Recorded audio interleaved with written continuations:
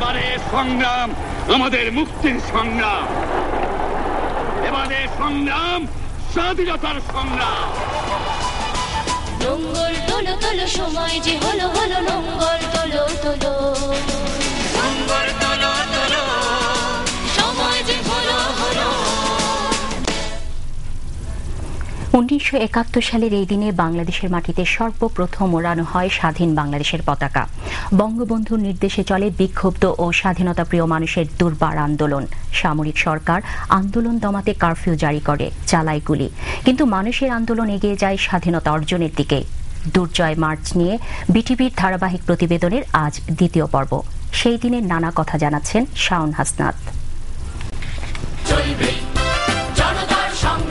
বাংলার অবিসংবাদিত নেতা বঙ্গবন্ধুর আহ্বানে এদিন সকাল থেকে সারা দেশে স্বতঃস্ফূর্ত হরতাল পালিত হয়।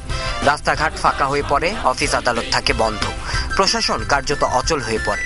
সকলের দৃষ্টি তখন ধানমন্ডির 32 নম্বরের দিকে, বঙ্গবন্ধুর দিক নির্দেশনা। সকাল 11টায় ঢাকা বিশ্ববিদ্যালয়ের ঐতিহাসিক বটতলায় ছাত্র জনতার বিশাল সমাবেশ ঘটে।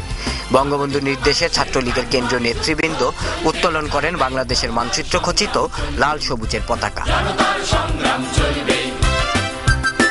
2 তারিখে ঢাকা বিশ্ববিদ্যালয়ের একটা সমাবেশ হয় ছাত্র সংগ্রাম পরিষদের, এবং সেই সমাবেশে আসমা আব্দুর রব পতাকাটা উত্তোলন করেন।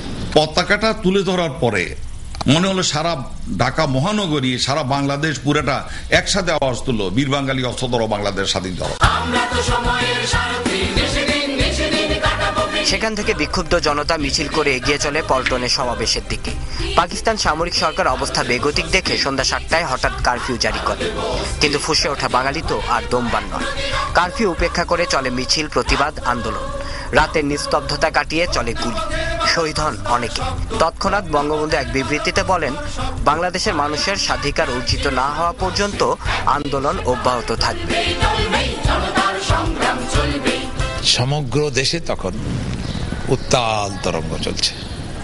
মানুষ স্বাধীনতার জন্য পাগল, এবং তারা গ্রামে গ্রামে স্লোগান উঠে গেল, বাংলাদেশের স্বাধীন করো, স্বাধীন করো, বাংলাদেশ স্বাধীন।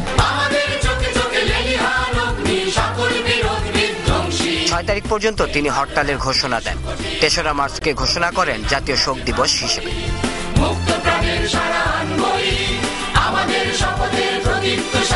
শাওন হাসনাত, বাংলাদেশ টেলিভিশন, ঢাকা।